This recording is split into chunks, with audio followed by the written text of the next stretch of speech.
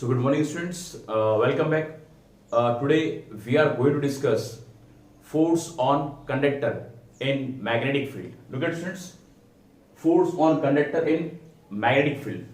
Actually we are having a conductor wire. Okay, when we place in magnetic field will exert force on it, and that force we have to find. Okay students, so let's start the topic. For that we'll assume a conductor with length L, its area of cross section small a, and we know every conductor consists of some free electrons. Okay, so this conductor will also consider the free electrons, and that when we applied external magnetic field, okay, suppose this is external magnetic field, cross means magnetic field perpendicular downwards. Okay, so when we applied magnetic field, under the influence of that external magnetic field, electron will drifted from negative terminals to positive. That is called drift velocity. So before finding force on conductor, we'll find force on electron.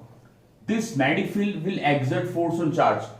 We did in previous lecture how much force works on a charged particle.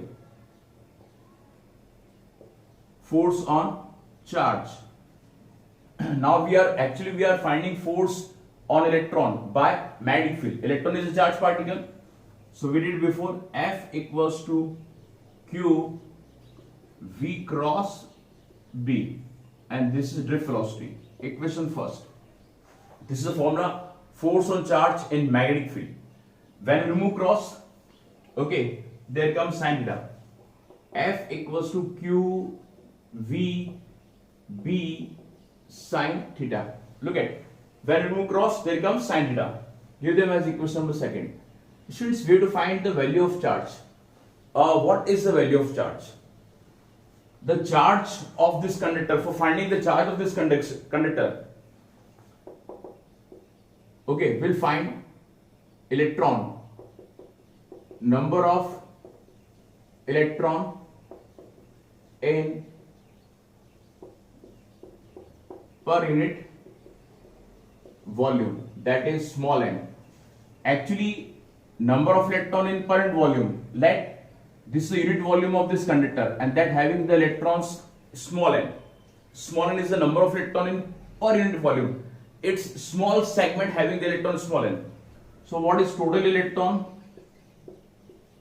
Total electron in V volume, that will be NV, and that we assume as capital N. Actually, small n is the number of electron in per unit volume, small unit volume having number of electrons small n. So what will be total electron of V volume of complete conductor? NV multiply with volume, and that will assume as capital N. Capital N will show total number of electrons. Okay. Now students, volume. We know what will be the volume of this conductor wire. Look at, I am telling here, volume will be what? That is a rough description. Volume will be what? Area of cross section into length. Area of cross section into length. So volume is what? AL. Here I am going to write AL. Give them equation third. Okay. Now finally, how much charge will given to a conductor by the quantization of charge? We did in that electrostats. Charge always found in the form of Q equals to Ne. That is the quantized charge. Okay. We did in electrostats that charge always found in some multiple, either the charge of electron or charge of proton. Okay, every object having the charge, either the charge of multiple of charge of electron or charge of proton. Q equals to Ne, plus minus Ne. Put here the value of capital N, that is NaL, and that is small e. So actually what we found a given charge to a conductor. Okay, how much charge is given to conductor?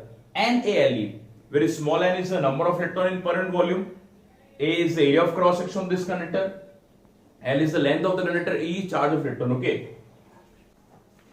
Now students, we'll put the value of charge Q equals to NaLe here. So you can take a screenshot. I'm going to remove the complete portion. Okay. Which equation will you use? From second and fourth. From equation second and fourth. What will you use? F as it is. What is the value of Q? NALE. Here I'm going to put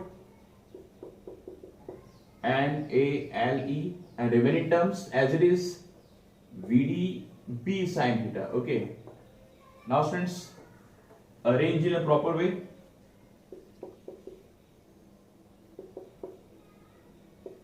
N, A, E and VD